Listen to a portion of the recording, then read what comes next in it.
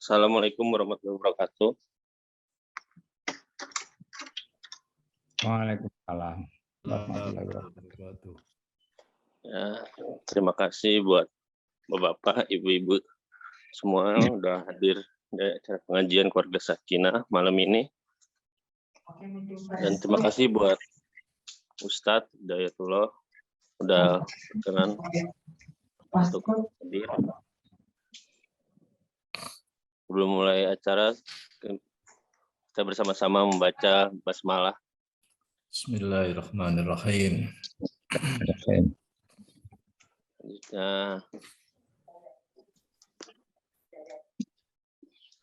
Selanjutnya tausiah dari Ustadz Hidayatullah. Pada Ustadz, waktu dan tempat dipersilakan. Baik, terima kasih. Saya izin share screen dulu ya. Minta tolong bisa dijadikan co-host saya yang ini. Sudah.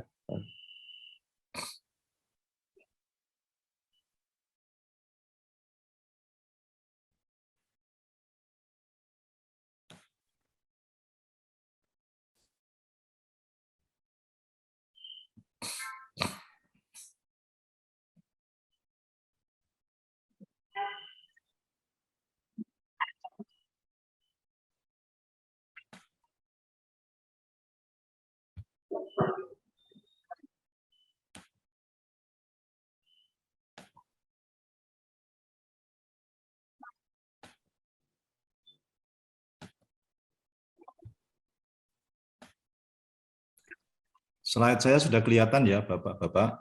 Sudah, Bapak. Kita mulai. Bismillahirrahmanirrahim. Assalamualaikum warahmatullahi wabarakatuh. Waalaikumsalam. Waalaikumsalam warahmatullahi wabarakatuh. Alhamdulillahirabbil alamin. Wassalatu wassalamu ala asrofil anbiya'i wal mursalin wa ala alihi wa ashabihi ajmain, amma ba'du. Yang kami hormati Bapak-bapak dan Ibu-ibu jamaah pengajian keluarga Sakinah, yang mudah-mudahan kita semua senantiasa dalam keadaan sehat walafiat dan selalu dalam lindungan Allah Subhanahu wa taala. Amin. Amin. Kita Amin. bersyukur kepada Allah malam hari ini saya bersilaturahim dengan Bapak-bapak dan Ibu-ibu. Secara fisik kita belum bisa bertemu, tapi alhamdulillah secara virtual ada silaturahim jarak jauh. Saya di Sidoarjo dan Bapak Ibu sekalian ada di Lampung. Salawat dan salam mudah-mudahan senantiasa tercurah pada junjungan kita Nabi Muhammad Sallallahu Alaihi Wasallam.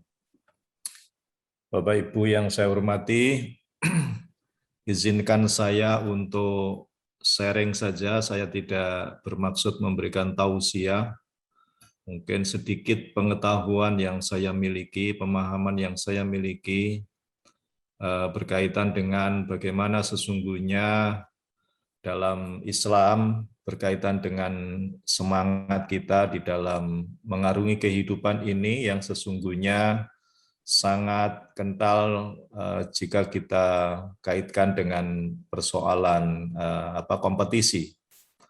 Dan tentu di dalam Islam itu ada spirit untuk berlomba, tetapi spiritnya adalah berlomba dalam keterbaikan. Karena itu izinkan saya untuk menyampaikan beberapa ayat Al-Quran dan hadis dalam pengajian malam hari ini, dalam kaitannya dengan judul yang akan kita bahas, kita bicarakan ini. Sebelum kita masuk ke pembahasan inti, saya mengajak kepada Bapak Ibu sekalian untuk sejenak melakukan refleksi diri.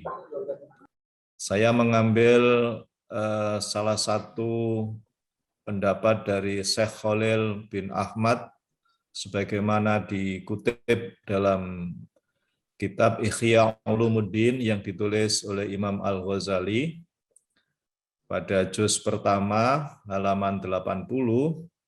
Di sana disebutkan ada 4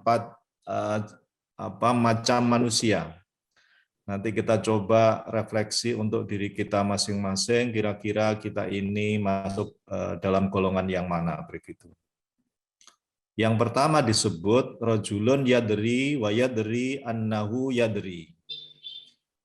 Ada orang yang mengerti dan mengerti kalau dirinya mengerti. Ada orang yang mengerti dan sadar kalau dirinya itu mengerti. Fadzalika alimun. Orang yang demikian itu adalah alim. Orang yang berilmu. Fattabi'uhu, maka ikuti orang itu. Nah, tentu jenis manusia yang pertama ini adalah manusia yang terbaik. Orang yang tahu dan sadar, orang yang mengerti dan sadar. Ini manusia pertama. Ada manusia yang kedua, rajulun yadri wala yadri annahu yadri. Ada orang yang sesungguhnya sudah mengerti, sesungguhnya sudah tahu. Wala yadri, tetapi dia tidak tahu annahu yadri, kalau dirinya itu sebenarnya sudah tahu. Ada orang yang tahu tetapi tidak sadar kalau dirinya itu tahu. Fadzalika naimun. Orang yang seperti itu adalah orang yang sedang tidur, orang yang sedang lalai. Fa'aiqidhuhu, maka bangunkan orang itu, maka ingatkan orang itu. Kemudian ada orang yang ketiga, warajulun la yadri wa yadri annahu la yadri. Ada orang yang belum mengerti, tetapi dia mengerti kalau dirinya itu belum mengerti. Ada orang yang belum tahu, tetapi dia sadar kalau dirinya itu belum tahu. Fadzalika mustarsidun fa'arsiduhu. Orang yang demikian ini sesungguhnya orang yang haus akan pengetahuan. Belum tahu tapi sadar. Maka pasti dia ingin mendapatkan pengetahuan. Fa'arsiduhu, maka beritahu. Dalam kalimat yang lain, fa'allimuhu, maka berikan ilmu, berikan pengetahuan kepada mereka itu. Nah, yang keempat, ini manusia yang paling buruk. Warajulun la yadri wa la yadri annahu la yadri. Ada orang yang tidak mengerti dan tidak mengerti kalau dirinya itu tidak mengerti. Ada orang yang tidak tahu dan tidak sadar kalau dirinya itu sesungguhnya tidak tahu. Fadzalika jahilun. Orang yang seperti itu adalah orang yang jahil, orang yang bodoh. Farqibuhu, maka jauhi orang itu. Nah, Bapak Ibu sekalian, kita tentu ingin menjadi golongan manusia yang pertama, orang yang mengerti dan sadar. Tetapi kadang-kadang kita itu masuk kategori kedua dan kadang juga masuk kategori ketiga. Kadang kita ini sesungguhnya dalam banyak hal sudah tahu, sudah mengerti. Tapi kadang-kadang kita ini tidak sadar akan pengetahuan, akan pengertian yang sudah kita miliki itu. Apa contohnya misalnya? Semua orang itu tahu kalau bohong tidak boleh. Kalau kita ditanya bohong boleh enggak? Tidak boleh. Suami membohongi istri boleh atau tidak? Pasti jawabannya tidak boleh. Istri membohongi suami boleh atau tidak? Jawabannya pasti tidak boleh. Tetapi kadang kita tidak sadar akan pengetahuan kita itu. Maka itulah pentingnya kita untuk saling mengingatkan. Maka di dalam Al-Quran disebutkan watawasau bil haqqi watawasau bis sabr. Kita saling menasehati akan kebenaran dan saling menasehati akan kesabaran. Nah, dalam konteks kegiatan kita mengikuti pengajian itu, saya kira dalam beberapa hal kita ini diingatkan kembali supaya kita menjadi orang yang tahu dan sadar akan pengetahuan kita itu. Nah, kadang juga kita masuk berada di kelompok yang ketiga. Orang yang belum tahu tetapi punya kesadaran kalau dirinya itu belum tahu. Orang yang seperti ini biasanya punya semangat untuk menambah pengetahuan. Orang yang seperti ini biasanya semangat untuk datang ke majelis taklim, seperti yang dilakukan pada malam hari ini. Nah, karena itu orang yang seperti ini perlu dikasih pengetahuan, perlu dikasih ilmu. Nah, ketika kita berada pada posisi yang kedua dan kemudian kadang-kadang juga berada pada posisi yang ketiga, maka kita bergerak menuju manusia yang pertama, orang yang mengerti dan sadar akan pengertian atau pengetahuan kita itu. Nah, saya kira ini bisa kita jadikan untuk melakukan refleksi diri kita masing-masing dalam persoalan kehidupan keagamaan, hablum minallah, hubungan kita kepada Allah, apakah kita selalu menjadi orang yang tahu dan sadar bahwa kita ini sebagai abdullah, sebagai hamba Allah yang selalu harus beribadah kepada Allah. Atau justru kadang-kadang kita lupa akan pengetahuan itu, karena itu kita perlu untuk saling mengingatkan. Nah, Bapak Ibu hadirin sekalian, apa yang kita lakukan malam ini menjadi bagian dari ikhtiar untuk saling mengingatkan, tawasau bil haq wa tawasau bis sabr, supaya kita bersama-sama menjadi orang yang tahu dan sadar, karena itulah orang yang terbaik. Fadzalika alimun fattabi'uhu, mereka itulah orang yang alim, maka ikutilah. Nah, Bapak Ibu hadirin sekalian, ada penguatan di dalam ajaran Islam itu untuk memacu kita di dalam menuntut ilmu. Ada banyak hadis dan juga di dalam Al-Quran. Misalnya hadis yang berbunyi, Thalabul ilmi fardhatun ala kulli muslimin wa muslimatun. Menuntut ilmu itu wajib bagi kaum laki-laki, muslim laki-laki dan muslim perempuan. Hadis lain menyebut udlubul ilma minal mahdi ilal lahdi. Tuntutlah ilmu dari kandungan, sejak kita berada di kandungan ibu sampai kita detik-detik terakhir menjelang wafat. Nah, di dalam Al-Quran Allah menyatakan yarfa'illahu alladzina amanu minkum walladzina utul ilma darajat. Bahwa Allah akan meninggikan orang-orang yang beriman dan berilmu pengetahuan itu beberapa derajat. Nah, kegiatan kita semacam ini menjadi bagian bagi kita untuk bisa menambah ilmu. Dan janjinya Allah, orang yang berilmu akan ditinggikan derajatnya. Bahkan dalam sebuah hadis, Rasulullah SAW menyatakan, "Waman salaka tariqan yaltamisu fihi ilman, sahalallahu lahu bihi tariqan ilal jannah." Kalau kita ini suka datang ke tempat-tempat taklim, tempat-tempat pengajian, kata Rasul, sahalallahu lahu bihi tariqan ilal jannah. Maka Allah akan memberikan kemudahan kepada kita jalan menuju kepada surga, memasuki surganya Allah. Sehingga orang yang mencari ilmu kalau wafat itu dijamin masuk surga selama ikhtiar atau usaha untuk menuntut ilmu itu betul-betul didasari hanya mengharap ridha Allah Subhanahu wa taala. Nah, Bapak Ibu sekalian, sesungguhnya di dalam kehidupan kita ini tidak ada orang yang tidak ingin bahagia. Nah, di dalam hadis Rasul Muhammad SAW menegaskan, dan kemudian diungkapkan oleh Imam Asy-Syafi'i, beliau menyatakan kalau kita ingin bahagia dunia, maka harus dengan ilmu. Man aradad dunya fa'alaihi bil ilmi. Barang siapa yang ingin bahagia hidupnya di dunia, maka harus dengan ilmu. Wa man aradal akhirata fa'alaihi bil ilmi.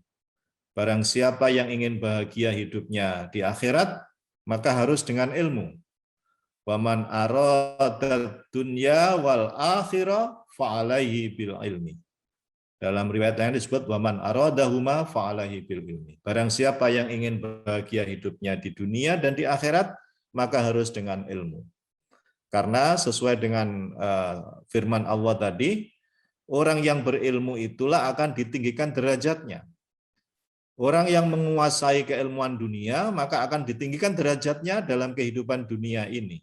Orang yang menguasai keilmuan akhirat, maka akan ditinggikan derajatnya dalam kehidupan di akhirat. Kalau kita ingin mendapatkan ketinggian derajat di dunia dan di akhirat, maka kata kuncinya adalah fa'alaihi bil ilmi. Maka harus dengan ilmu. Mudah-mudahan semangat kita di dalam menuntut ilmu itu menjadi sarana untuk bisa menjadikan kita ini meraih kebahagiaan di dunia dan di akhirat. Nah, Bapak Ibu sekalian yang kami hormati, Allah Subhanahu wa Ta'ala memberikan informasi, memberikan penjelasan kepada kita bahwa sesungguhnya manusia, kita semua ini, itu diciptakan oleh Allah dalam berbagai suku, bangsa, etnis, dan yang sejenisnya. Di surah Al-Hujurat ayat 13, Allah Subhanahu wa Ta'ala berfirman, A'udzu billahi minasyaitonir rajim.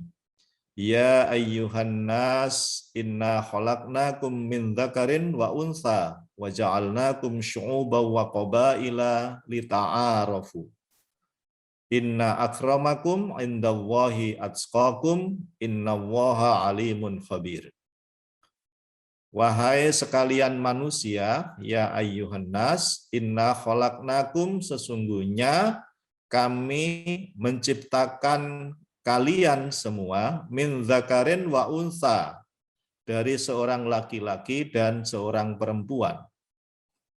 Wa ja'alnakum syu'uban wa qabaila, dan dari seorang laki-laki dan seorang perempuan itu kemudian tumbuh berkembang menjadi sangat banyak dan kemudian sampai terbentuk berbangsa-bangsa, bersuku-suku. Untuk apa itu diciptakan oleh Allah? Lita'arafu, supaya kita saling mengenal antara yang satu dengan yang lain.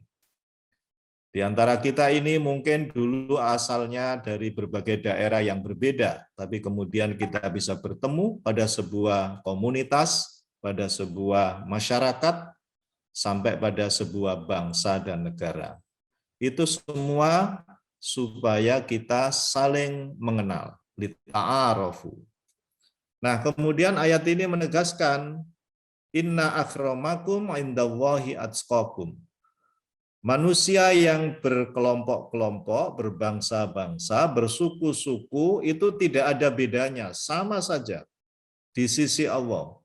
Yang membedakan hanya ketakwaannya. Inna akramakum, sesungguhnya yang paling mulia di antara kamu di sisi Allah, indallahi, di sisi Allah, atqakum, adalah mereka yang paling bertakwa.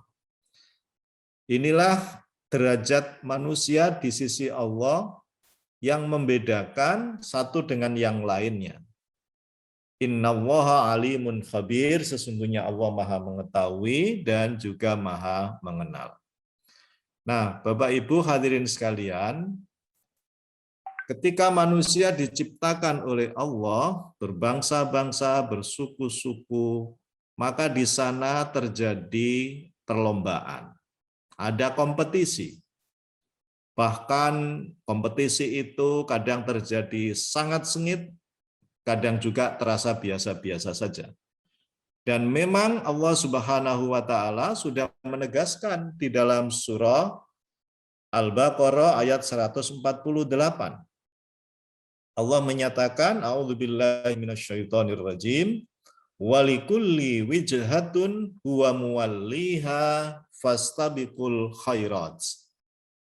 Ainama takunu ya'ti bikumullahu jami'a. Innallaha ala kulli syai'in qadir. Nah, ayat inilah yang menjadi dasar bagi kita bahwa hidup ini sesungguhnya perlombaan. Walikulli wijhatun huwa muwalliha.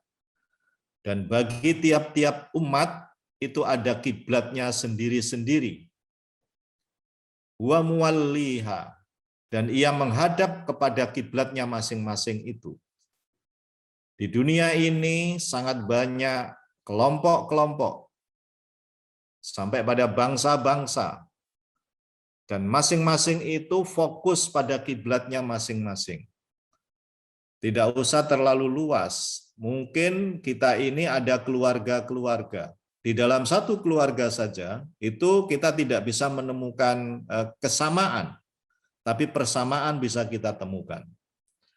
Nah, sejak kita ini belum lahir, dulu kalau menurut ilmu biologi, ilmu genetika, maka dulu kita diawali dengan apa yang disebut dengan fertilisasi, pertemuan pembuahan sel telur oleh sel sperma. Ada jutaan sel sperma yang berkompetisi, berlomba-lomba untuk mendapatkan satu sel telur.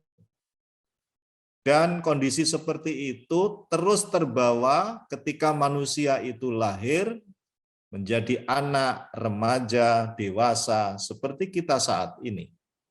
Maka Allah menyatakan fastabiqul khairats, berlomba-lombalah dalam keterbaikan. Nah, jadi memang di dalam Al-Quran memerintahkan kepada kita untuk siap melakukan perlombaan. Tapi Al-Quran menegaskan perlombaan dalam keterbaikan, bukan lomba-lomba dalam ketidakbaikan. Dalam kehidupan kita itu kadang-kadang ada sebagian orang itu suka dan semangat sekali berlomba-lomba dalam ketidakbaikan. Apa misalnya? Dalam bahasa agama ada yang disebut dengan ar-riya. Banyak orang yang suka berlomba-lomba untuk mendapatkan pujian. Berlomba-lomba untuk mendapatkan sanjungan. Dan kalau kita kemudian dalam hidup ini menjadi bahagia ketika ada orang yang menyanjung, ketika ada orang yang memuji, dan kita menjadi sedih sekali ketika tidak ada orang yang menyanjung dan tidak ada orang yang memuji, maka sesungguhnya itu sudah masuk dalam kategori ar-riya. Nah, itu perlombaan yang tidak baik.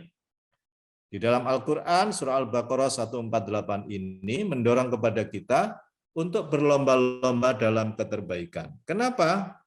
Karena memang sunnatullah, manusia ini sudah menjadi kodratnya, masing-masing fokus pada kiblatnya sendiri-sendiri. Kalau dalam bahasa manajemen itu, masing-masing punya visi dan misi kehidupannya sendiri-sendiri. Karena itu maka kita perlu berlomba-lomba. Tapi Allah menegaskan berlomba-lomba dalam kebaikan. Fastabiqul khairat. Ainama takunu ya'ti bikumullahu jami'a.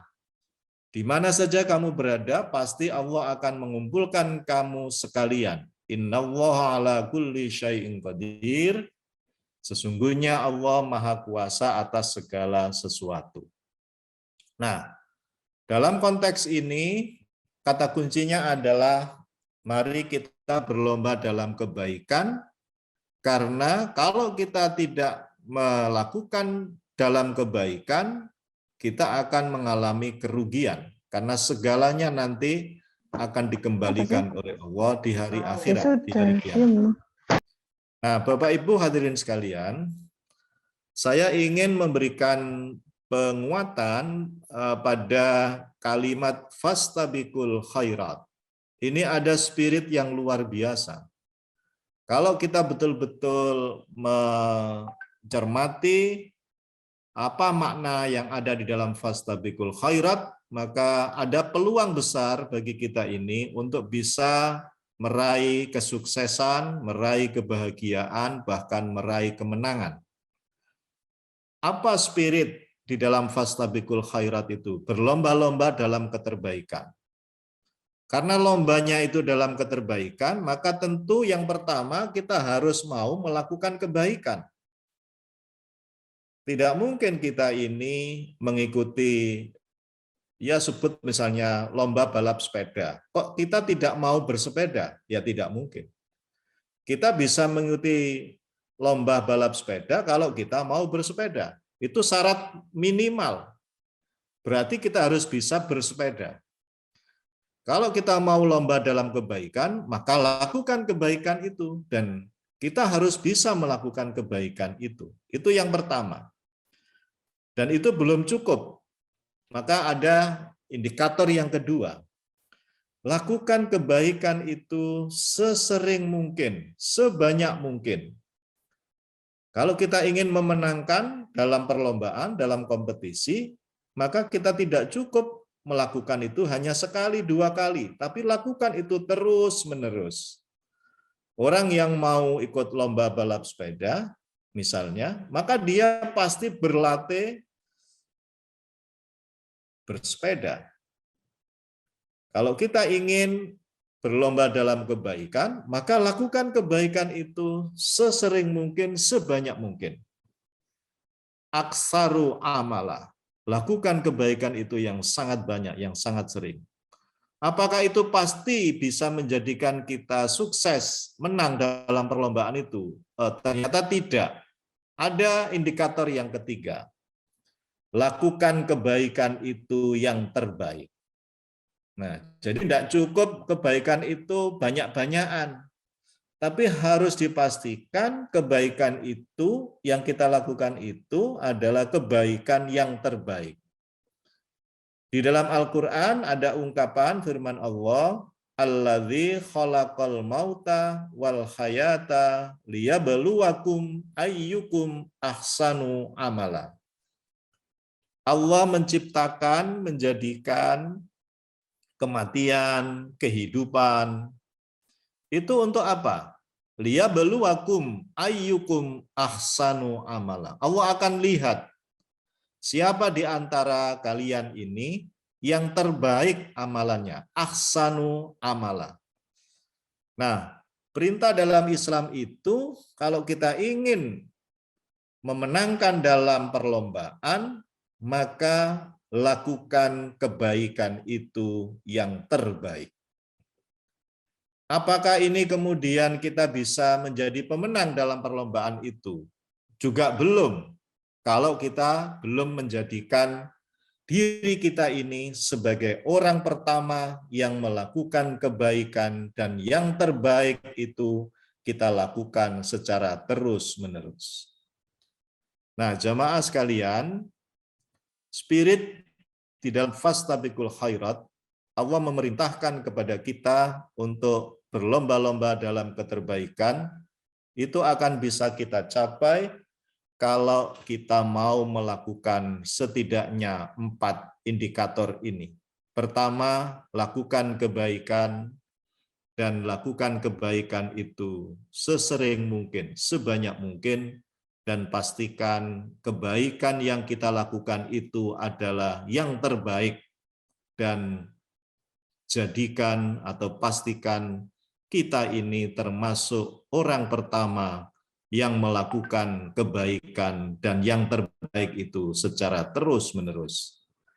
Jadi dalam konteks spirit fastabiqul khairat, itu kita tidak menunggu orang lain berbuat baik, baru kita mengikuti melakukan kebaikan. Spiritnya bukan begitu.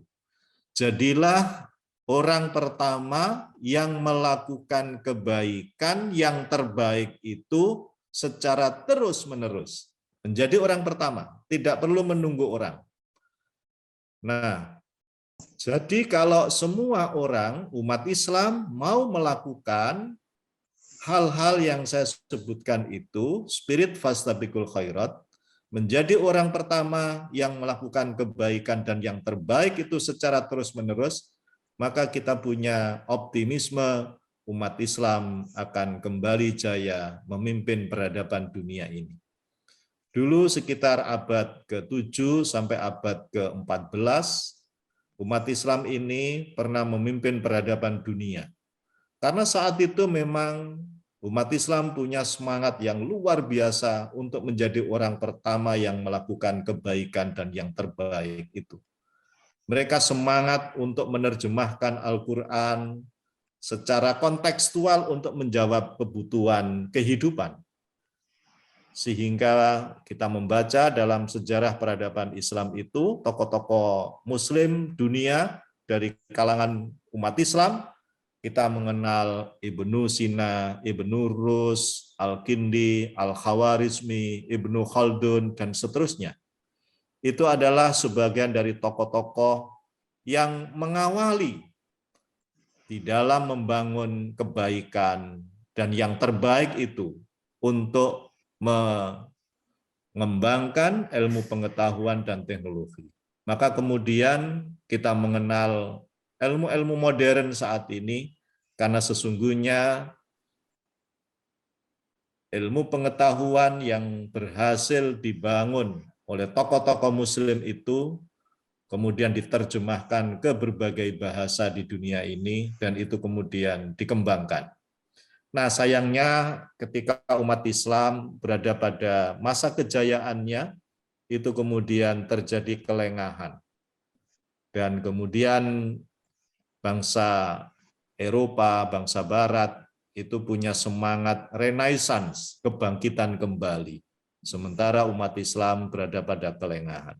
Nah, terjadilah perubahan yang luar biasa, dunia berbalik, dunia Barat dan Eropa mengalami kebangkitan kembali, dan Islam mengalami keterpurukan karena meninggalkan spirit fastabiqul khairat. Nah, Bapak Ibu hadirin sekalian,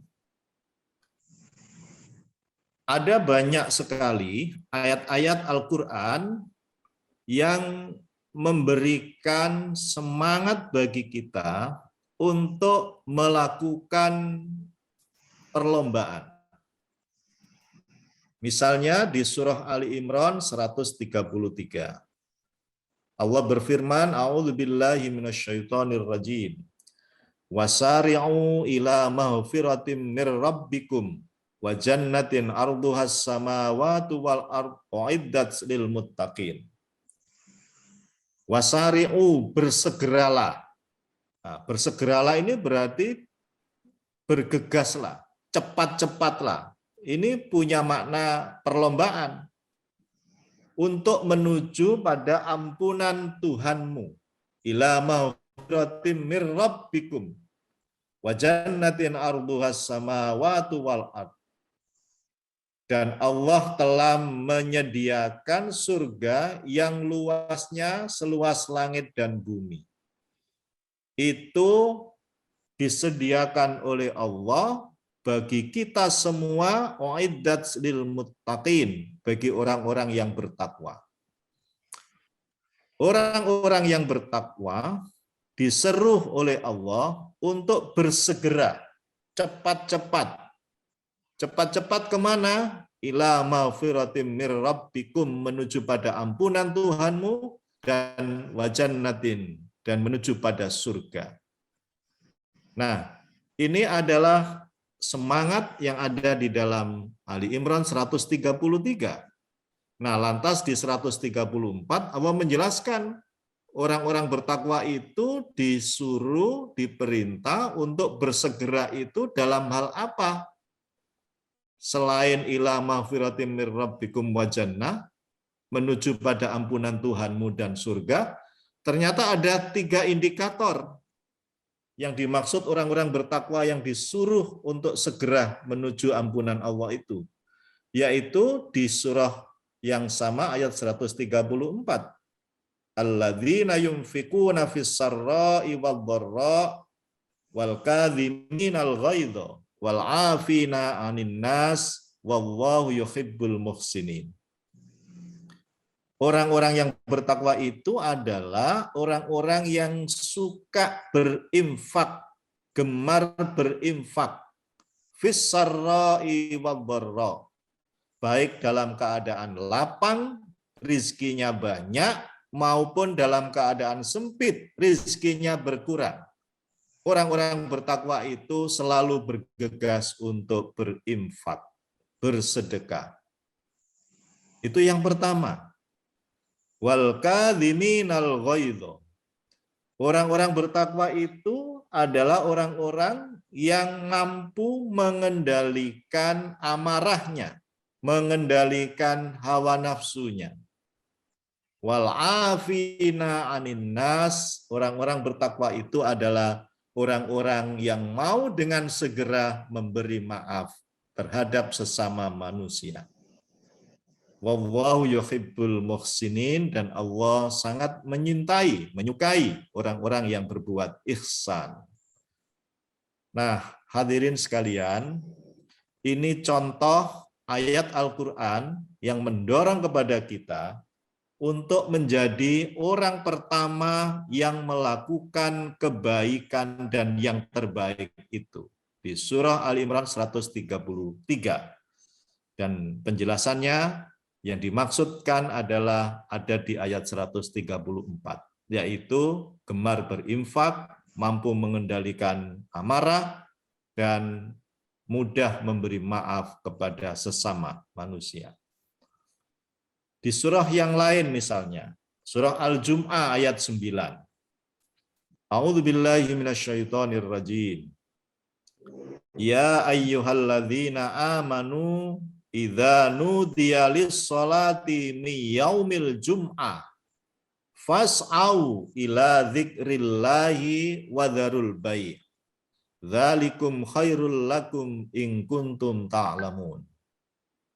Wahai orang-orang yang beriman, idza nudiya lis-sholati min yaumil jum'ah, apabila telah diseru untuk melaksanakan sholat pada hari Jum'ah, fas'au. Nah, ini kata kuncinya di sini. Fas'au, maka bersegeralah, cepat-cepatlah, ila dzikrillah, menuju pada ingat kepada Allah. Untuk ingat kepada Allah. Maknanya adalah bersegeralah menuju ke masjid untuk menunaikan ibadah Jum'ah. Wa dzarul bai', dan tinggalkan semua urusan jual beli. Tinggalkan semua urusan dunia untuk sementara waktu. Nah, kalau kita bisa menjalankan itu ketika hari Jumat, waktunya ibadah Jum'ah datang, maka fas'au ila dzikrillah. Bersegeralah untuk menuju ingat kepada Allah dan tinggalkan semua urusan dunia. Dzalikum khairul lakum in kuntum ta'lamun. Yang demikian itu lebih baik bagi kamu jika kamu mengetahuinya.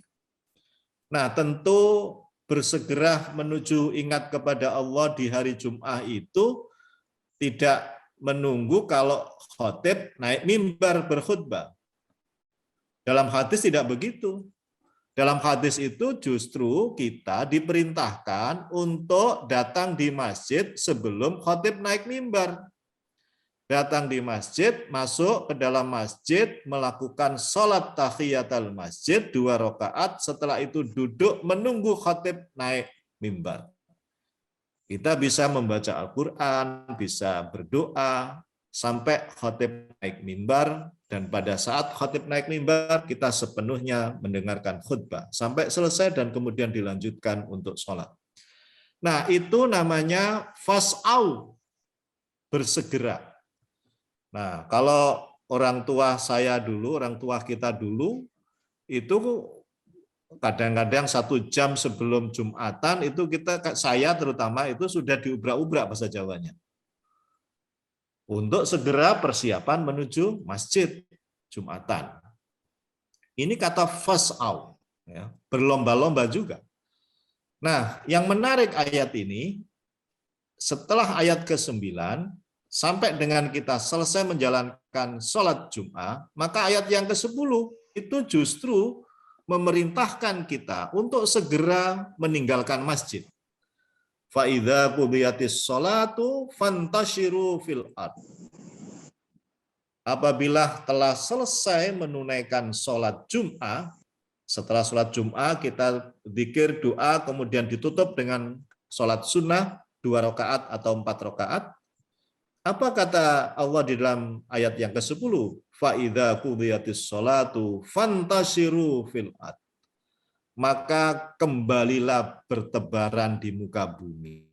Kembali ke aktivitas kita.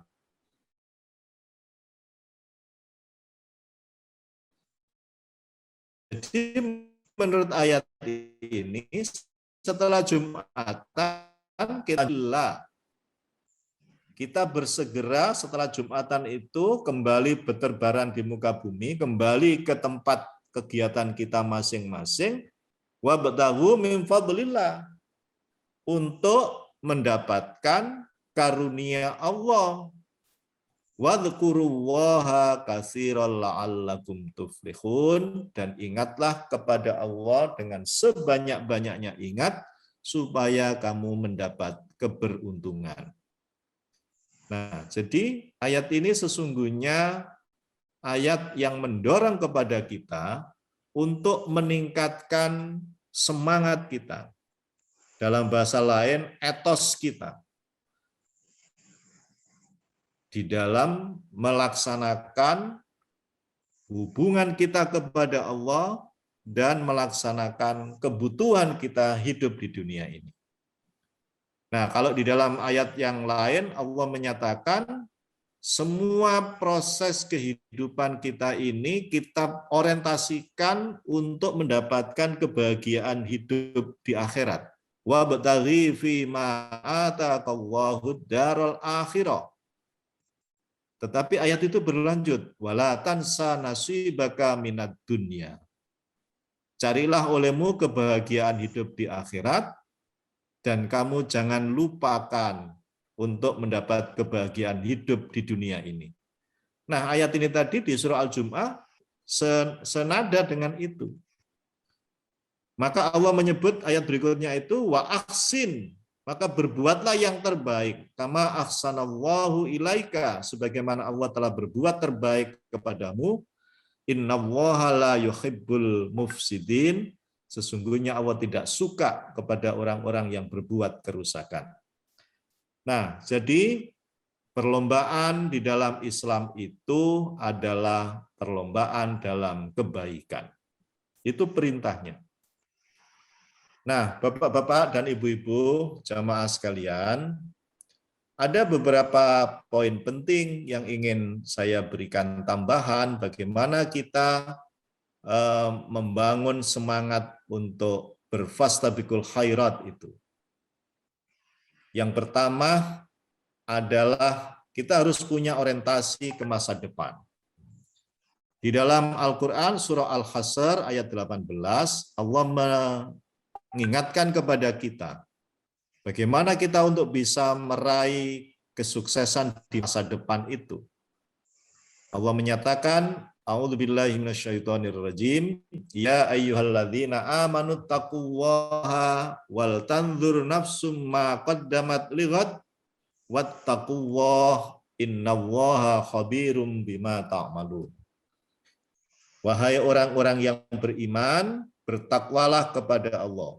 Wal tanzur nafsum ma qaddamat, dan hendaklah masing-masing diri itu mau memperhatikan, mau mengevaluasi apa saja yang sudah dilakukan selama ini.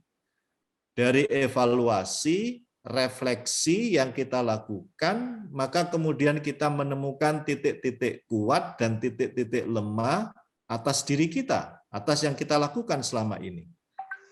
Maka ketika kita sudah mengetahui kita punya kekuatan, maka kekuatan itu kita pertahankan, syukur kalau bisa ditingkatkan, dan kelemahan yang ada itu setelah kita ketahui kita berusaha untuk memperbaikinya. Itu semua kita lakukan untuk apa? Lighadin, untuk hari esok, supaya hari esok lebih baik daripada hari ini. Wattaqullah, dan bertakwalah kepada Allah, innallaha khabirum bima ta'malun. Sesungguhnya Allah Maha mengetahui atas semua yang kalian kerjakan, atas semua yang kita kerjakan.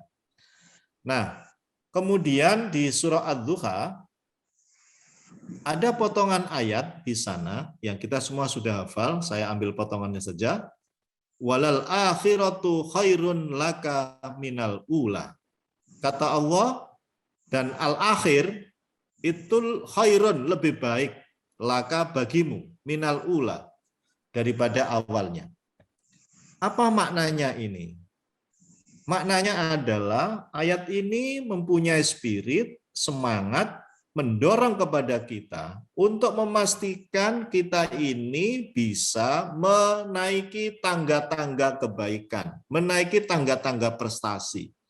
Hingga akhirnya sampai kehidupan kita di akhirat nanti, itu betul-betul kita dapatkan kehidupan yang terbaik. Al-akhir itu lebih baik bagi kamu daripada awalnya.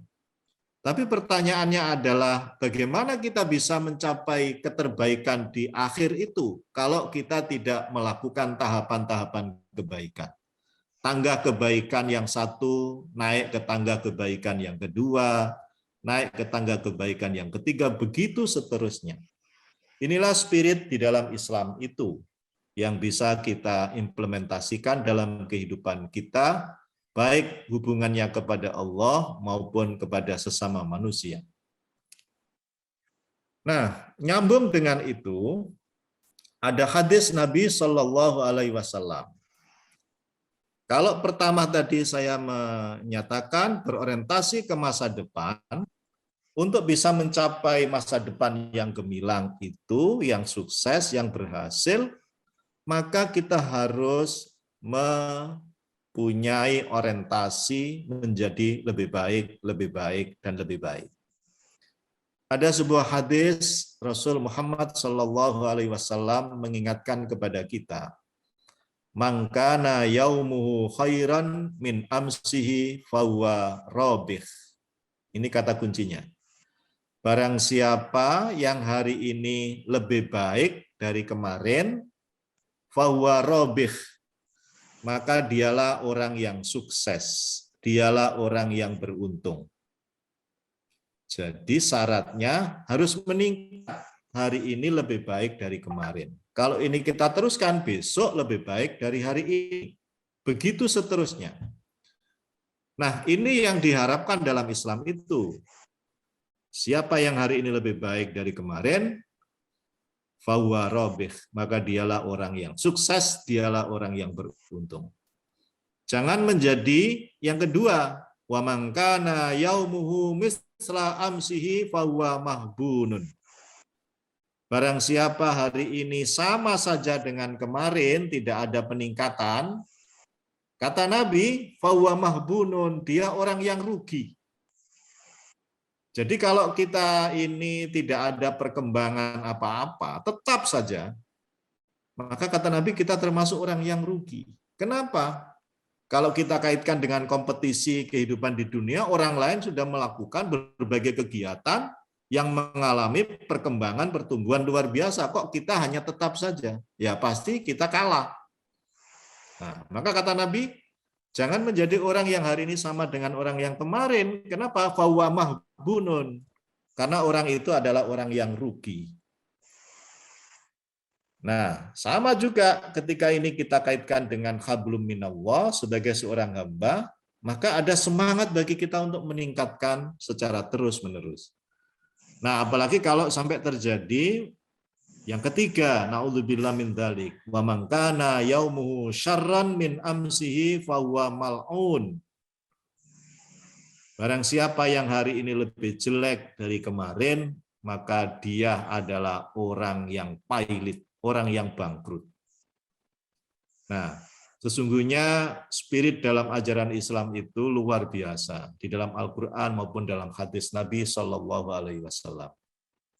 Nah, bapak-bapak, ibu-ibu, hadirin sekalian, spirit di dalam Al-Quran maupun dalam hadis tadi itu kemudian diadopsi atau diterjemahkan oleh para ilmuwan di dalam teori manajemen.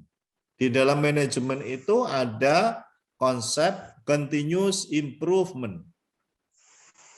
Dalam hidup ini, secara pribadi, secara keluarga, di dalam perusahaan, dalam sebuah lembaga, kalau kita ingin berhasil, maka kita harus mengimprove secara terus-menerus tiada henti.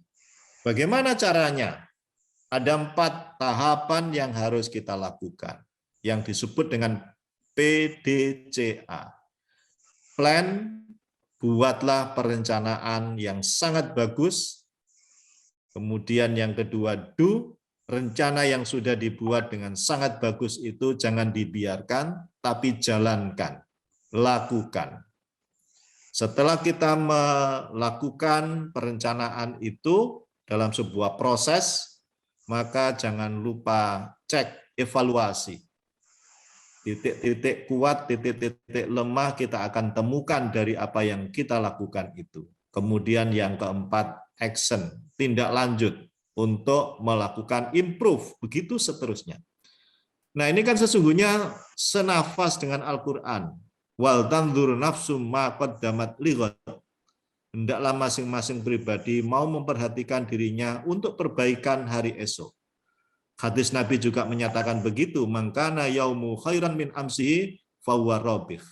Barang siapa yang hari ini lebih baik dari kemarin, maka dialah orang yang beruntung. Surah Ad-Duha menyatakan walal akhiratu khairun laka minal ula. Al-akhir itu lebih baik bagi kamu daripada awalnya. Bagaimana untuk bisa mencapai al-akhir lebih baik? Kalau kita menggunakan pendekatan teori manajemen modern itu, buatlah perencanaan yang sangat baik, lakukan perencanaan itu dengan sungguh-sungguh, kemudian lakukan evaluasi, dan lakukan perbaikan, tindak lanjut, untuk menjadikan sebuah proses perencanaan dan proses berikutnya itu menjadi lebih baik. Nah, itulah yang disebut dengan continuous improvement. Kalau di Jepang ada istilah kaizen, itu sama dengan continuous improvement. Nah, Bapak Ibu hadirin sekalian, di dalam kenyataan, kalau saya mencoba mendekati dari aspek psikologi, manusia itu ada 3 macam. Yang pertama disebut dengan quitter. Yang kedua camper. Yang keempat, yang ketiga climber. Apa yang dimaksud dengan quitter itu? Quitter itu orang yang serba takut, tidak siap untuk naik. Dia merasa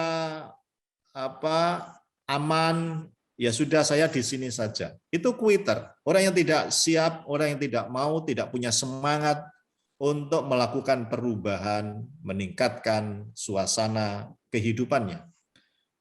Nah, yang agak lebih baik adalah campers. Ya, camper itu orang yang camping. Anak-anak sekolah itu kalau camping dari dataran rendah naik ke gunung. Tapi mereka tidak sampai ke puncak gunung. Di tengah-tengah gunung ada dataran yang sangat bagus. Mereka kemudian turun dari kendaraan, memasang tenda, melakukan kegiatan di situ.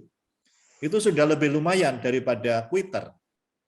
Nah, tapi ada orang yang tidak mau berhenti kalau belum berhasil menaklukkan puncak gunung tertinggi. Itulah climber, pendaki. Nah, dalam kehidupan sehari-hari, masing-masing itu bisa kita deskripsikan.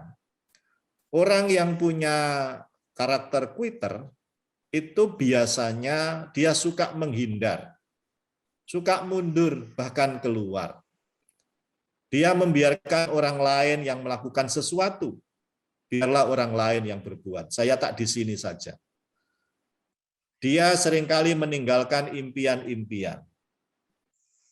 Dia selalu pesimis hidupnya, tidak mempunyai optimisme tentang masa depan, dan apalagi mengambil resiko. Dia tidak siap sama sekali untuk mengambil resiko. Malas untuk berkompetisi. Maka ketika teman-temannya sudah naik sampai di tengah gunung, dia tetap di bawah gunung saja. Karena dia selalu punya khawatir, jangan-jangan saya nanti akan jatuh. Dan seterusnya. Itulah gambaran quitter. Ada yang agak baik, camper tadi. Apa itu? Adalah orang yang menerima tantangan sampai batas tertentu. Anak-anak yang camping berani naik gunung sampai di tengah-tengah gunung menemukan dataran yang sangat bagus untuk didirikan tenda-tenda. Orang camper ini adalah merasa puas dengan posisi tertentu, posisi saat ini. Dia tidak sanggup lagi untuk meningkatkan capaian-capaian yang lebih tinggi lagi karena sudah merasa saya sekarang sudah berada pada posisi yang enak. Anak-anak camping itu ketika mendapatkan tempat yang sudah enak sekali di tengah-tengah gunung, mereka sudah merasa cukup. Nah, itulah camper. Dan orang seperti ini biasanya juga tidak terlalu siap untuk menghadapi berbagai macam kesulitan, tantangan dalam hidup ini. Dan dalam banyak hal kadang-kadang dia menyanyiakan peluang dan kesempatan. Ya, sehingga hidupnya ya tidak terlalu menonjol, ya biasa-biasa saja, sedang-sedang saja. Tapi beda dengan climber. Dia akan terus mendaki, tidak pernah berhenti, sampai mencapai puncak prestasi. Hidupnya selalu dinamis, dia selalu berpikir positif, dan membuka berbagai kemungkinan, memanfaatkan berbagai peluang. Serta sekaligus ketika menghadapi berbagai masalah, dia berpikir keras untuk mencari solusi dan bersikap proaktif terhadap berbagai masalah itu. Nah, kalau di dalam Al-Quran ada istilah qaidun dan ada istilah mujahidun. Nah, qaidun itu kira-kira kuiter. Mujahidun itu adalah climber. Orang yang selalu punya semangat untuk meningkatkan prestasi dalam hidup dan kehidupannya itu. Nah, masalahnya adalah apakah kuiter itu bisa kita rubah menjadi camper? Apakah kuiter itu bisa berubah menjadi climber? Apakah camper itu bisa berubah menjadi climber? Nah, sesungguhnya kalau kita kembali kepada Al-Quran, jawabannya bisa. Kenapa? Allah sudah menyatakan di surah Ar-Ra'd ayat 11. A'udzubillahi minasyaitonirrajim. Innallaha la yughayyiru ma biqaumin hatta yughayyiru ma bi anfusihim. Allah tidak akan merubah keadaan suatu kaum sampai kaum itu berusaha untuk merubahnya. Kondisi yang ada di kuiter itu akan bisa berubah kalau dia punya kesadaran dan mau melakukan usaha. Dalam konteks kehidupan di keluarga, keluarga kita yang saat ini, kalau kita ingin merasakan adanya perubahan, jawaban Quran bisa. Apa kata kuncinya? Usaha. Bangsa kita ini akan bisa berubah menjadi bangsa yang maju, bangsa yang unggul. Apakah bisa? Bisa. Kata kuncinya adalah kesadaran dan kesungguhan di dalam berusaha. Nah, Bapak-bapak dan ibu-ibu sekalian, tentu setiap usaha yang kita lakukan itu harapannya mencapai keberhasilan. Adik-adik yang sekolah di SMP, di SMA, dikenalkan dengan rumus dalam fisika itu. Usaha itu sama dengan gaya dikalikan jarak. Usaha sama dengan gaya dikalikan jarak. Nah, sementara jarak itu sama dengan kecepatan dikalikan waktu. Nah, kalau ini coba saya uraikan sedikit saja. Kita ini dikatakan telah berusaha kalau sudah terjadi pergeseran, kalau sudah terjadi perubahan, itulah S. Seringkali kita ini menyatakan, saya ini telah berusaha loh, tapi tidak tahu kok seperti ini saja kondisinya, hasilnya. Itu kalau kita mengikuti ayat kauniyah, ini juga ayatnya Allah, itu belum dikatakan berusaha. Kenapa? Karena S-nya 0. Jaraknya tidak ada pergeseran, tidak ada perubahan. Jadi gaya itu kan kalau di sekolahan itu ada gaya dorong, gaya tarik, gaya tekan, misalnya begitu. Kalau misalnya kursi saya dorong, dan ternyata kursi ini tidak bergeser sama sekali, maka kan S-nya 0. Kalau S-nya 0, kemudian saya mendorong ini dengan gaya, misalnya 10 Newton, 0 kali 10 ya 0 hasilnya. Berarti usaha saya 0. Itu sama dengan saya tidak melakukan apa-apa. Dalam hidup ini seringkali kita menyatakan saya telah berusaha, tapi kondisi saya masih tetap seperti ini. Itu dalam pandangan ayat-ayat kauniyah di fisika ini, kita belum melakukan usaha. Kalau kita ini menyatakan telah melakukan usaha, itu harus dipastikan terjadinya pergeseran, perubahan dari satu titik ke titik yang lainnya. Itu namanya berusaha. Nah, lantas kemudian ada pertanyaan, bagaimana untuk bisa memastikan kehidupan kita ini telah terbukti ada pergeseran yang cukup. Nah, Bapak-bapak, Ibu-ibu sekalian, di fisika itu juga ada rumus S, jarak, itu sama dengan kecepatan dikalikan T, waktu. Artinya, kalau kita ini ingin mendapatkan sebuah perubahan yang cukup besar, dan waktu yang kita miliki ini tidak terlalu banyak, maka kuncinya ada di kecepatan kita. Maka kecepatannya harus dilipat gandakan.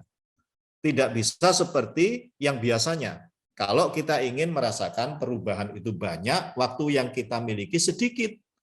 Ya berarti pola kecepatannya yang harus dirubah. Nah, ini sunnatullah.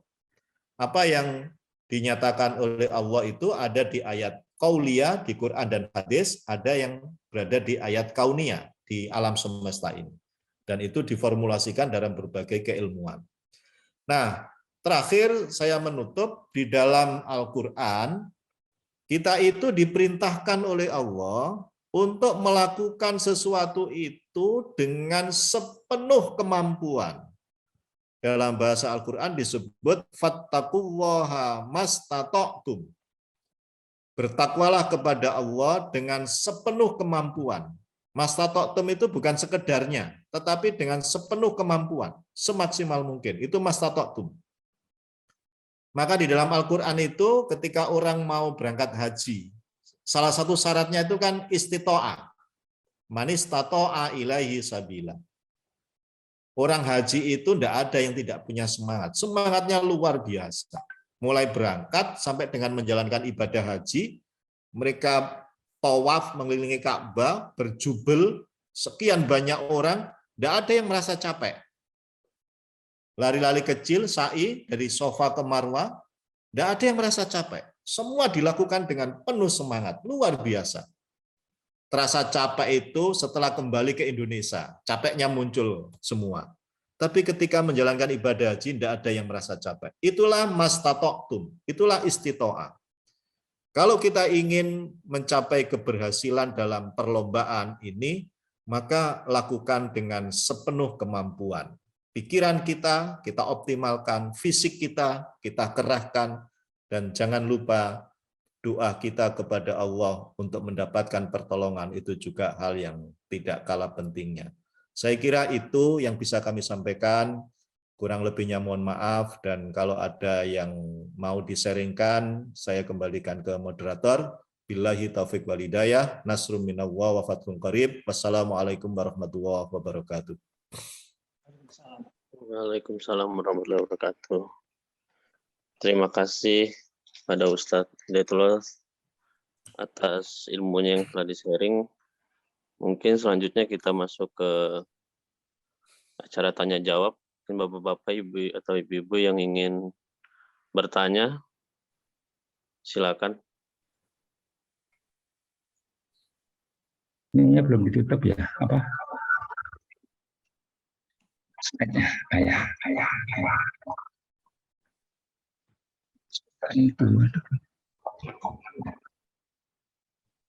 Assalamualaikum warahmatullahi wabarakatuh.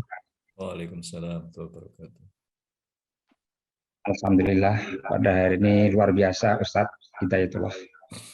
Sesuai dengan namanya dan sesuai dengan title-nya Ustadz. Jadi tausiahnya betul-betul dari awal sampai akhir secara sistematis dan secara psikologis mempengaruhi hati kami ya. Sebagai hamba Allah yang betul-betul ingin kuntum khairan ummatin ukhrijat linnasi ta'muruna bil ma'ruf wa tanhauna 'anil fahsya'i wal munkar wa tu'minuna billah. Jadi saya terkait dengan ayat itu dan ayat yang disampaikan oleh Ustaz itu luar biasa. Jadi saya harus makninah ini Ustaz. Terima kasih. Saya tidak ada pertanyaan satupun. Yang penting adalah bagaimana ya menyemangati hati kita sehingga motivasi itu selalu ya setiap hari berkembang sesuai yang diarahkan Ustaz tadi. Maka barang siapa yang saat ini lebih baik dari kemarin adalah pedoman utama.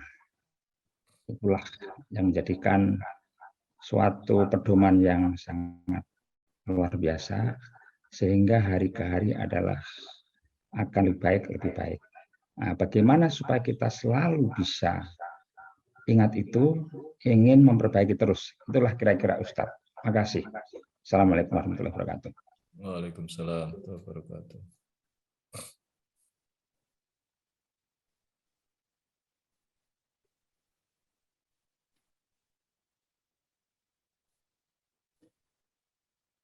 Terima kasih Pak. Saya kira bukan pertanyaan tapi menambah penjelasan kami untuk menguatkan semangat kita di dalam meningkatkan kualitas hidup kita hari ini lebih baik dari kemarin dan besok lebih baik dari ini.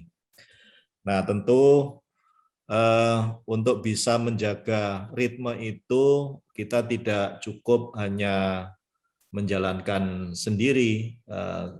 Kalau kita ingin selalu mendapatkan energi positif, maka kita harus sering-sering bertemu, berkomunikasi, bertatap muka dengan orang-orang yang bisa memberikan energi positif. Itulah yang akan bisa meningkatkan semangat kita. Tapi kalau kita sering ketemu dengan orang-orang yang tidak melahirkan energi positif, ya akhirnya kita juga terpengaruh. Sel-sel dalam tubuh kita ini juga ikut mengalami penurunan. Nah, tidak ada orang ini yang akan bisa baik dengan sendirinya. Semua orang yang baik di dunia ini itu pasti akan ada kalau dalam psikologi itu ada teori namanya stimulus and response. Ada rangsangan dan ada tanggapan, ada respon. Sebanyak kita mendapatkan stimulus kebaikan-kebaikan, yang hal-hal yang positif, maka respon kita, tubuh kita ini akan merespon positif. Dan itu sunnatullah ya, karena itu kegiatan semacam ini bagian dari ikhtiar kita untuk memberikan energi dengan yang lainnya itu.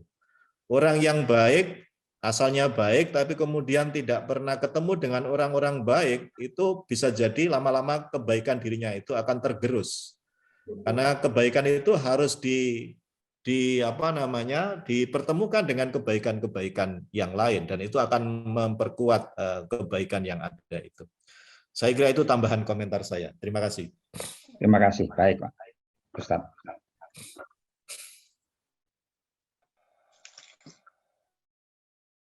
Mungkin ada yang lain yang mau ditanyakan.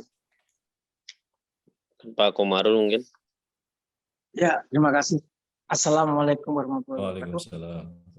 Yang berhormat Ustadz Hidayatullah Dokter yang ilmunya sangat padat ya, yang bisa kami serap, dan mudah-mudahan kita bisa mengevaluasi diri untuk bisa meningkatkan sesuai dengan saran-saran dari Dokter Hidayatullah tadi. Terus kami ingin tahu kira-kira untuk berkaitan dengan kemunduran dan kemajuan umat Islam, khususnya untuk negara kita Indonesia, bagaimana langkah-langkah yang konkret supaya masyarakat, terutama orang Islam ya di Indonesia ini bisa mengejar ketertinggalan dibandingkan dengan orang-orang lain atau negara yang bukan Islam. Mayoritas kita kan Muslim gitu. Demikian Pak Ustadz. Terima kasih. Ya, terima kasih Pak Komarul hadi. Tadi ada ayat firman Allah yang saya kemukakan. Wabtaghi fima ataqallahu ad-daral akhirah.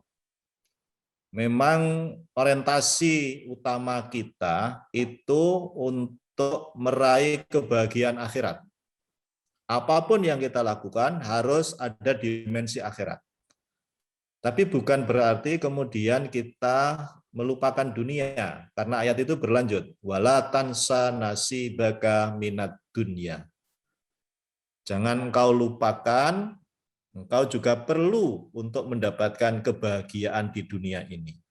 Apa kuncinya? Wa ahsin, lakukan yang terbaik, berbuatlah yang terbaik. Kama ahsanallahu ilaika, sebagaimana Allah telah berbuat terbaik kepadamu. Kemudian berlanjut ayat itu, wala tabghil fasada fil ard. Jangan kamu membuat kerusakan di muka bumi. Innallaha la yuhibbul mufsidin, sesungguhnya Allah tidak suka terhadap orang-orang yang membuat kerusakan di muka bumi. Nah, Bapak Ibu sekalian, ayat ini menurut hemat saya luar biasa. Cuman kadang-kadang kita ini gagal di dalam menangkap spirit ayat ini. Dunia itu diwariskan oleh Allah kepada hamba-hambanya yang soleh. Itu awalnya. Berarti orang-orang soleh, orang-orang baik itu tidak boleh mengabaikan dunia. Tidak boleh tidak mengurus dunia ini. Kenapa? Kalau dunia ini tidak kita urus, tidak diurus oleh orang-orang baik, maka dunia ini akan diurus oleh orang-orang tidak baik. Itu pasti. Kenapa? Karena dunia ini di dalam Al-Quran disebut ad-dunya mata'ul ghurur. Dunia ini bagaikan fata morgana. Fata morgana itu sesuatu yang menyilaukan, yang sangat menarik. Nah, kalau dunia ini sangat menyilaukan, yang sangat menarik, dan kemudian tidak diurus oleh orang-orang yang baik, maka akan diurus oleh orang-orang tidak baik. Nah, kalau yang mengurus orang-orang tidak baik, maka yang terjadi adalah ketidakseimbangan dunia ini. Di Quran disebut dhaharal fasadu fil barri wal bahri bima kasabat aydin nas. Terjadinya kerusakan di daratan dan di lautan itu karena ulah tangan manusia yang tidak baik itu. Kenapa di Indonesia ini banyak sekali terjadi musibah? Karena terjadi ketidakseimbangan alam. Kenapa terjadi ketidakseimbangan alam? Karena manusia yang rakus merusak alam itu. Dan terjadilah kerusakan alam. Kita lihat di mana-mana luar biasa terjadi kerusakan alam. Sehingga keseimbangan sudah goyah. Tidak seperti keinginan Allah. Karena Allah tadi menyatakan wa ahsin, berbuatlah yang terbaik. Nah, Bapak Ibu sekalian, ketika kita bicara persoalan-persoalan itu, kalau ini kita tarik dalam kehidupan kebangsaan dan kenegaraan, maka ini menjadi kesadaran kita harusnya. Karena semuanya itu tidak lepas dari regulasi, peraturan yang dibuat oleh pembuat aturan. Nah, pertanyaannya adalah, apakah kita termasuk menjadi bagian dari yang membuat aturan itu? Kalau dalam konteks kenegaraan, ada 3 kekuatan lembaga. Yang pertama disebut dengan lembaga eksekutif, kedua legislatif, ketiga yudikatif. Yang utama itu, di sekolah kita dulu pelajari itu. Nah, kalau kita ingin Indonesia ini menjadi negara yang baik, maju dan sejahtera, sumber daya alamnya itu tetap terjaga dengan baik, dan semua itu sangat terikat dengan berbagai perundang-undangan, aturan. Nah, ada lembaga yang membuat aturan, ada DPR dan pemerintah. Ada yang melaksanakan, menjalankan aturan, eksekutif, pemerintah, dan juga yudikatif. Di samping membuat aturan juga melaksanakan aturan. Nah, kalau umat Islam abai terhadap 3 lembaga penting ini, ya saya kira suasana Indonesia kita tidak bisa menemukan suasana yang lebih baik. Maka jangan biarkan Indonesia ini dipegang oleh orang-orang tidak baik kalau kita menilai tidak baik. Nah, karena itu harus dibangun kesadaran kolektif. Karena semua itu tidak lepas dari keputusan politik, maka berarti umat Islam tidak boleh abai terhadap urusan politik. Bapak Ibu sekalian, umat Islam itu perjuangannya luar biasa. Ketika dulu sebelum Indonesia merdeka, perjuangan umat Islam luar biasa. Di awal-awal kemerdekaan, perjuangan umat Islam juga masih luar biasa. Tetapi sayangnya kemudian, setelah Indonesia merdeka, kita sepertinya tidak membangun kesadaran kolektif bagaimana mengisi Indonesia ini. Sampai sekarang kita jauh lebih merasakan betapa beratnya kondisi yang kita hadapi termasuk umat Islam. Nah, karena itu kita masing-masing harus membangun kesadaran kolektif untuk bersama-sama berikhtiar membangun kesadaran orang-orang di sekitar kita, masyarakat kita, bagaimana persoalan kehidupan kebangsaan ini juga menjadi perhatian serius bagi umat Islam. Nah, tentu lebih dari itu, yang sangat dibutuhkan adalah kesiapan sumber daya manusia. Anak-anak, umat Islam, keluarga kita, jangan sampai hanya mempunyai pengetahuan, keterampilan yang minim, yang terbatas. Karena mereka pasti yang dihadapinya jauh lebih kompleks daripada yang kita hadapi saat ini. Indonesia akan bergerak terus dan itu tergantung dari siapa yang akan mengendalikan Indonesia itu. Kita semua sudah mendengarkan Indonesia mendeklarasikan menjadi Indonesia emas tahun 2045, 100 tahun setelah Indonesia merdeka. Pertanyaannya adalah, apakah benar nanti di tahun 2045 itu Indonesia menjadi Indonesia emas? Pertanyaannya adalah, emas menurut siapa? Dirasakan oleh siapa? Nah, tentu kalau kita bicara 2045, itu tidak lepas dari anak-anak kita yang sekarang ini sedang sekolah di SMP, di SMA, dan yang sedang kuliah, karena mereka 20 tahun lagi, 25 tahun lagi, mereka akan menjadi pemimpin bangsa ini. Mereka akan menjadi pelaku dari 3 lembaga besar tadi itu. Nah, harus punya mimpi dari keluarga kita, umat Muslim ini, ada yang masuk di berbagai lembaga itu. Harus, jangan dibiarkan. Persoalan ekonomi harus menjadi perhatian umat Islam, supaya umat Islam tidak terpinggirkan. Persoalan politik juga harus menjadi perhatian umat Islam, supaya umat Islam tidak dikadali terus. Kita harus betul-betul memahami berbagai persoalan itu, dan tidak hanya sekedar memahami, kita harus by design merancang generasi kita untuk bisa mengambil peran di posisi-posisi itu. Karena dengan itulah kita akan bisa membangun Indonesia yang lebih maju, lebih bermartabat, dan lebih sejahtera. Dalam konteks global kemudian, kalau orang-orang yang ada di berbagai lembaga penting tadi itu orang-orang yang soleh, orang-orang yang punya kemampuan tinggi, maka Indonesia juga akan bisa melakukan komunikasi secara global, hidup bersama-sama dengan bangsa-bangsa yang lain, bukan menjadi bangsa yang senantiasa merasa berada di bawah, tapi saatnya Indonesia akan menjadi bangsa yang setara dengan bangsa-bangsa maju. Dan disitulah menjadi tantangan bagi kita semua untuk mempersiapkan diri kita dan generasi di bawah kita. Terima kasih, pertanyaan sangat bagus, dan saya kira diskusi ini butuh waktu lain, bagaimana kita merancang untuk menyiapkan generasi itu. Terima kasih, Pak. Terima kasih banyak, sangat lengkap penjelasannya, Ustaz. Ada lagi pertanyaan di chat, Mas apa? Ada. Baca Mas apa itu? Oh ya, bentar.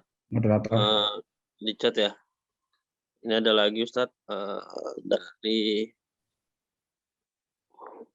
Ibu Eli Yulianti. Assalamualaikum Ustadz. Selain harus satu frekuensi dalam kebaikan, kiat-kiat apa lagi untuk bisa bangkit dari futur?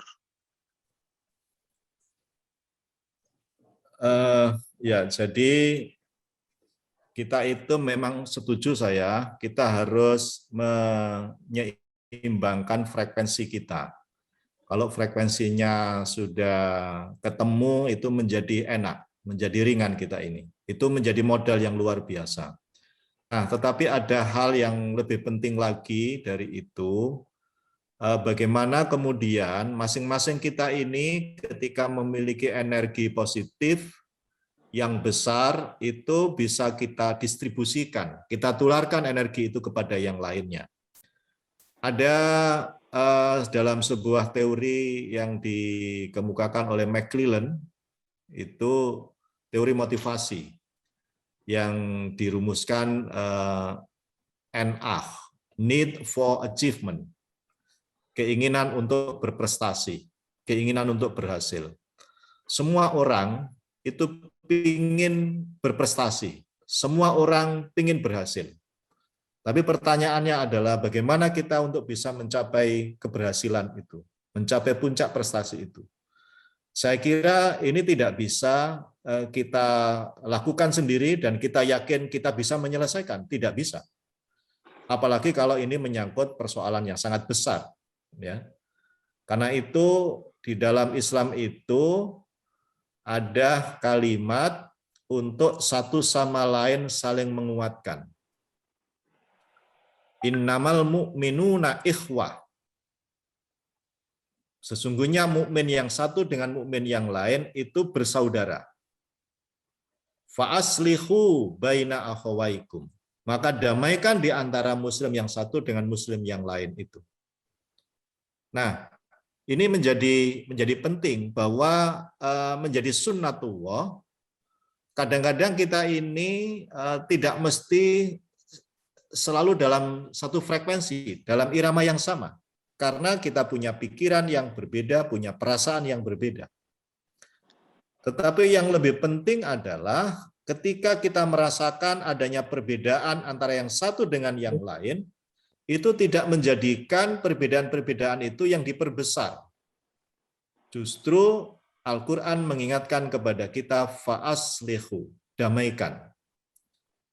Nah, Bapak Ibu sekalian, dalam kehidupan di Indonesia belakangan ini, betapa banyak orang-orang yang sesama muslim, sesama mukmin, itu tidak berusaha untuk mendamaikan satu dengan yang lain, justru yang terjadi satu menghina kepada yang lain, satu menista kepada yang lain, bahkan satu mengancam kepada yang lain. Nah, kalau itu yang terjadi, maka terlalu berat bagi kita. Kita tidak bisa menyelesaikan sendiri. Bangsa yang besar ini tidak cukup hanya sebagian orang itu bekerja keras, berusaha keras untuk melakukan kebaikan. Tidak cukup. Maka pemerintah harus serius untuk melakukan kebaikan itu. Organisasi sosial kemasyarakatan juga harus serius. Lembaga-lembaga pemerintah, lembaga-lembaga swasta harus bergerak bersama-sama. Karena persoalan yang kita hadapi luar biasa berat, besar sekali. Apalagi kalau ini kita kaitkan dengan kompetisi dalam kehidupan bangsa-bangsa di dunia ini. Dalam banyak hal kita ini sangat-sangat mengalami ketertinggalan. Dalam hal kebaikan dan keunggulan. Tapi mohon maaf, dalam hal ketidakbaikan, kita ini banyak sekali kasus yang masuk dalam 10 besar. Bahkan dalam beberapa kasus masuk 3 besar. Ini sangat menyedihkan. Kasus narkoba di Indonesia luar biasa. Kasus korupsi luar biasa.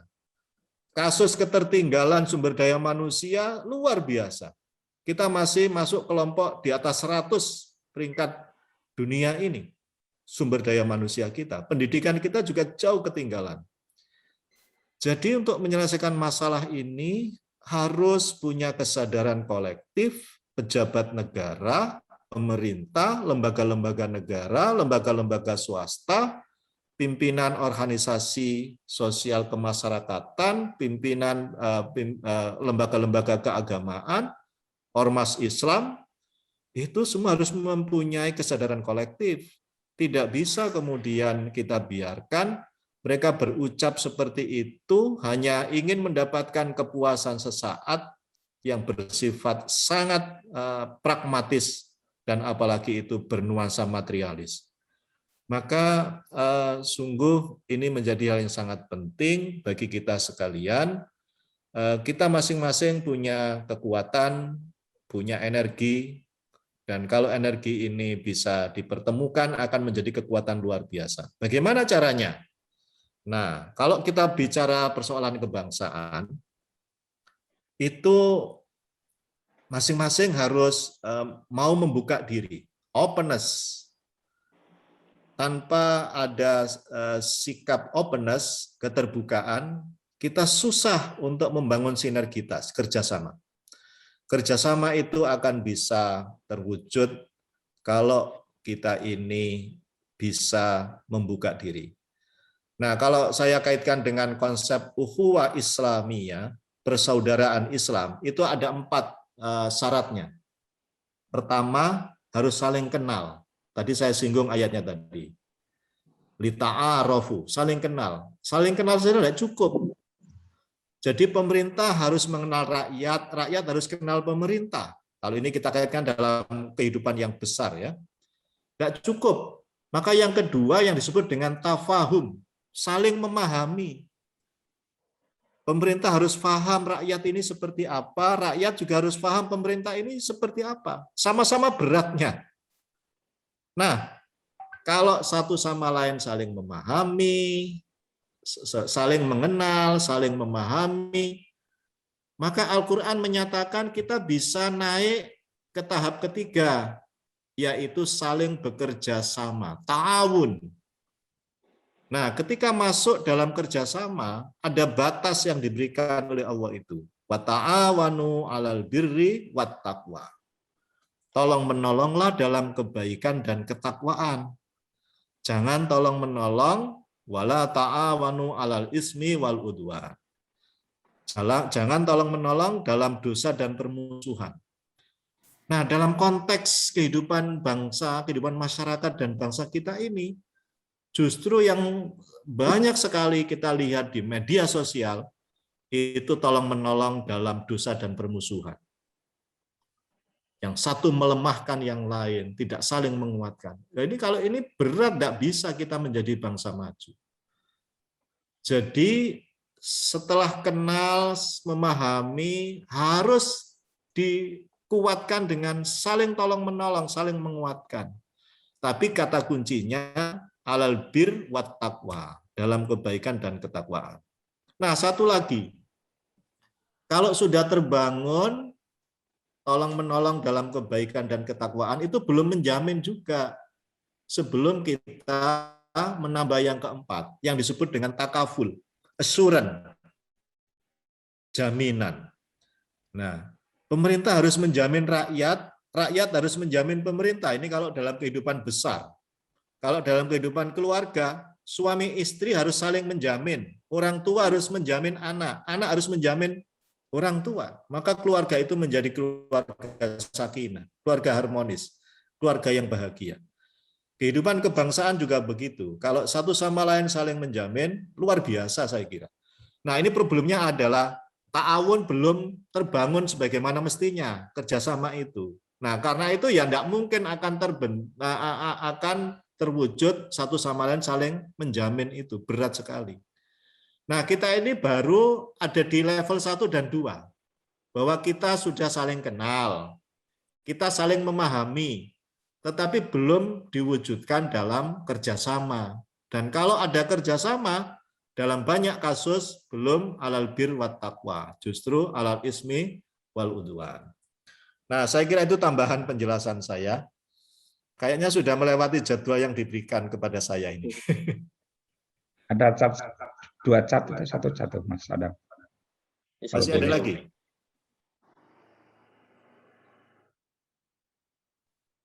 Sebenarnya masih ada 2 lagi tuh, Ustaz. Iya. Atau dijawab Ya. singkat kali ya, Ustaz ya. Ini tentang apa ini? Kapan Indonesia antar umat Islam akan menjadi satu visi dan misi? Nah, tadi sudah saya singgung bagaimana pendapat Ustadz perbedaan antara Muhammadiyah dan NU. Nah, Bapak Ibu sekalian, saya singkat saja. Di dalam agama itu ada yang prinsip, ada yang tidak prinsip, ada yang cabang. Nah, yang cabang-cabang itu biasanya menimbulkan furu'iyah, perbedaan. Kita dalam hidup ini pasti menemukan yang prinsip dan yang cabang-cabang. Saya kira dalam konteks Muhammadiyah dan Nahdlatul Ulama, yang prinsip tidak ada bedanya, sama. Kedua-duanya adalah ormas Islam, kedua-duanya adalah Ahlus Sunnah wal Jamaah, kedua-duanya bersumber pada Al-Quran dan As-Sunnah. Clear, selesai. Nah, kadang ada perbedaan, dan perbedaan itu menyangkut cabang. Nah, dalam konteks ini, kalau kita ingin membangun untuk kepentingan yang jauh lebih besar, maka yang tidak prinsip tidak usah dibentur-benturkan. Nah, kadang-kadang kita ini juga masih melihat, ya, kadang-kadang ada Pak Yai juga membentur-benturkan, akhirnya jamaahnya bingung. Mestinya tidak perlu itu. Bukankah Al-Quran itu mengajarkan kepada kita untuk membangun wasatiyah, ya, moderasi dalam kehidupan kita ini perlu menjaga, ya, egalitarianisme itu. Tidak ada dalam kehidupan bersama itu yang merasa saya lebih unggul, yang lain tidak. Bahkan ada yang kalimat pokoknya kalau tidak dari saya semuanya salah. Wah, itu sudah, kalau sudah ketemu pokoknya itu tidak pernah ketemu jadinya. Nah, saya kira kalau kita belajar dari tokoh-tokoh besar Muhammadiyah dan NU, lihatlah bagaimana Kiai Haji Ahmad Dahlan, bagaimana Kiai Haji Hasyim Asy'ari. Itu dua tokoh besar, pendiri Muhammadiyah, pendiri NU, tidak ada masalah. Kita saja yang seringkali bermasalah, karena gagal menangkap bagaimana semangat perjuangan tokoh-tokoh besar ini. Dalam tokoh-tokoh berikutnya, ketika dulu Pak Din Samsudin selaku Ketua Umum PP Muhammadiyah, kemudian Kiai Haji Hasyim Muzadi menjadi Ketua PBNU, komunikasinya luar biasa bagus, tidak ada masalah. Nah, mestinya begitu yang dibangun, ya. Karena ketika menyangkut persoalan fikih, ya namanya fikih itu pemahaman. Pasti ada perbedaan, dan itu kita harus siap untuk menerima perbedaan itu. Jadi kalau di dalam Islam itu ada toleransi,